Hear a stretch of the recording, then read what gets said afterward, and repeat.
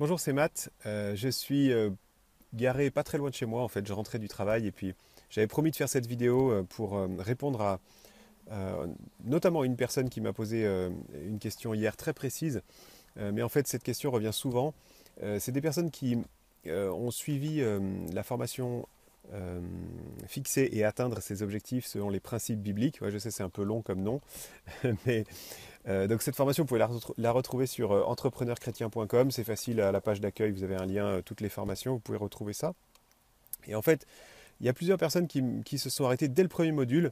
Vous savez, c'est une formation en fait avec plusieurs modules et à chaque fois, vous avez des choses à faire et je vous demande de pas continuer si ce n'est pas fait parce que ça ne sert à rien. Si vous ne passez pas à l'action progressivement, ça n'avancera pas.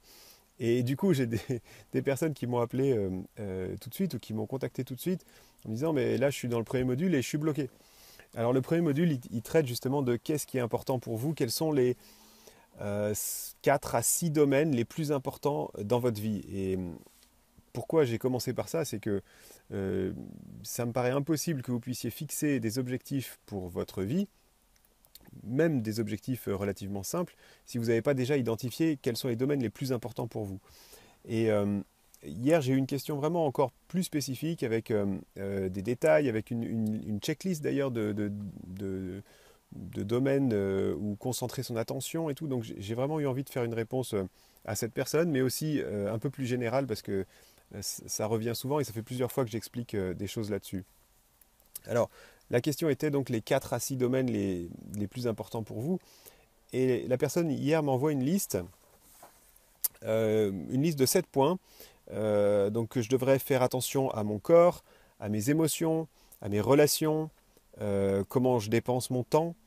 Je devrais aussi faire attention à quel est mon travail, ma mission, quels sont mes objectifs dans mes finances. Et pour terminer en septième, contribuer à quelque chose dans la communauté ou avoir une ouverture spirituelle. Et en fait, euh, bah déjà, ce qui m'a un petit peu choqué dans cette liste, c'est que la fin, ça me paraît être le plus important. L'ouverture spirituelle, on dirait que c'est le point B du septième point. Et pour moi, en fait, c'est le point qui devrait être en premier. Et c'est le point qui conditionne tous les autres. Alors, euh, en réalité, cette liste, il n'y a que des choses importantes dans cette liste. Mais je pense que c'est plutôt des moyens. Mais ça ne donne pas vraiment les domaines les plus importants dans notre vie et les domaines sur lesquels on pense que Dieu nous demande de travailler, Dieu nous demande d'agir dans ce monde et autour de nous. Et bon, pour vous montrer ça, j'ai voulu prendre l'exemple de Paul et essayer de faire l'exercice que je demande dans ce premier module de formation, bah, comme si Paul l'avait fait. Et je pense que Paul, il aurait mis en tout cas en un euh, comme objectif d'évangéliser là où personne n'a jamais entendu parler de Jésus. Ça, je le retrouve dans Romains 15, verset 20, où vraiment il parle de ça. En deux, je pense qu'il aurait dit faire grandir les communautés dans lesquelles, enfin, qu'il a permis de créer. Et désolé, il y a une voiture qui passe, ça m'a déconcentré. Donc en deux, en un, c'est évangéliser là où personne n'a jamais entendu parler de Jésus. En deux, ça serait faire grandir les communautés de chrétiens qu'il a contribué à créer.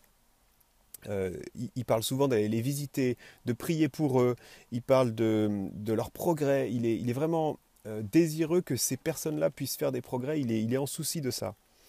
En trois, je pense qu'il aurait noté d'être un mentor pour les plus jeunes, et on le voit très très bien avec Timothée, il passe beaucoup de temps, il y a beaucoup de passages qui parlent de ses encouragements et de comment il aide Timothée à être un bon disciple et à grandir, à faire des progrès.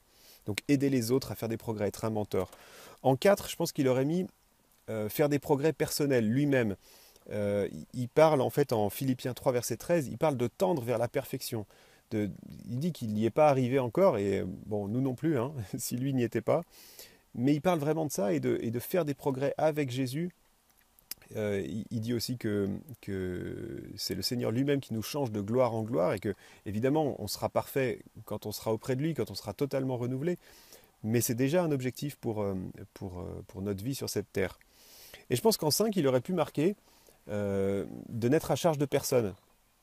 On voit qu'il ne refuse pas les dons, il remercie abondamment ceux qui lui ont fait des dons et qui ont participé à l'aider en fait dans ses biens matériels. Mais aussi, on voit qu'il essaye de faire le maximum lui-même. On peut le voir notamment faire des tentes. Donc c'est bien faire du commerce hein, et vendre son temps pour réussir à subvenir lui-même à ses besoins. Donc voilà, ça pourrait être cinq points importants, en tout cas cinq domaines d'attention particuliers pour Paul. Et forcément, ces 5 points vont rejaillir sur comment il traite son corps. D'ailleurs, lui, il dit qu'il le traite durement.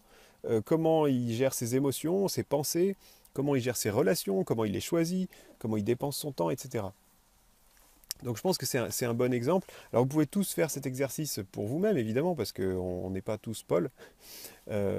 Moi, j'ai aussi fait ma liste de 5 points à peu près qui sont les points les plus importants. J'en parle d'ailleurs dans ce premier module de formation, donc je ne vais pas les redire ici. Euh, mais je voulais aussi donner un conseil aux personnes qui se bloquent sur cette première étape. Ne vous bloquez pas parce que c'est vraiment, pour moi, c'est un piège pour vous empêcher d'avancer. Cette fameuse liste, elle peut forcément évoluer, enfin, elle est même appelée à évoluer. Euh, Dressez-la simplement avec ce que vous avez en tête maintenant et laissez Dieu vous parler, laissez vos lectures vous conduire, laissez la vie en fait se passer et vous allez barrer des choses, vous dire tiens finalement ça c'est plus si important, ou alors vous avez peut-être mis quelque chose en premier puis finalement vous vous rendez compte que c'est plus le cas aujourd'hui. La vie peut aussi changer. Moi j'ai 5 enfants, ils sont encore tout jeunes. Je pense que quand ils seront tous partis de la maison, j'aurai d'autres objectifs par rapport à eux. J'aurai pas forcément le même attention au quotidien à consacrer à chacun d'entre eux. Donc définissez les points les plus importants. Est-ce que c'est votre famille? Est-ce que c'est faire grandir l'Église? Est-ce que c'est votre travail? Est-ce que c'est euh, une mission particulière que vous pensez que Dieu vous donne ou que Dieu vous met à cœur? Euh, voilà, on est tous appelés à des choses différentes. Et encore une fois, n'attendez pas d'être absolument certain pour bouger, pour faire quelque chose. Euh, dans ma liste d'ailleurs, dans la liste plutôt, la liste des 7 points qu'on a vu au début, le corps arrive en premier. Moi, dans ma liste, le corps est en dernier. C'est-à-dire que, bon, je vais prendre soin de mon corps parce que pour moi, c'est le temple du Saint-Esprit. Voilà, c'est Dieu qui m'a donné ce corps qui me sert de moyen de locomotion. Mais j'y porte pas une attention plus particulière que ça. En tout cas, même ce que je vais porter comme attention à mon corps a un rapport spirituel. Dieu ne m'a pas confié ce corps pour le pourrir, pour l'abîmer, et il ne m'a pas non plus confié ce corps pour le nourrir de façon excessive. C'est stupide par rapport aux missions que je me donne et à l'image que je veux donner aussi. Donc voilà, ça vous donne des pistes, mais enfin, en tout cas, moi, c'est comme ça que je le vis. Ouais, je pense que rien n'est figé, bon ça je l'ai déjà dit, mais rien ne vous oblige à ce que les priorités qui ont été les vôtres les 5 dernières années soient les mêmes pour les 5 prochaines.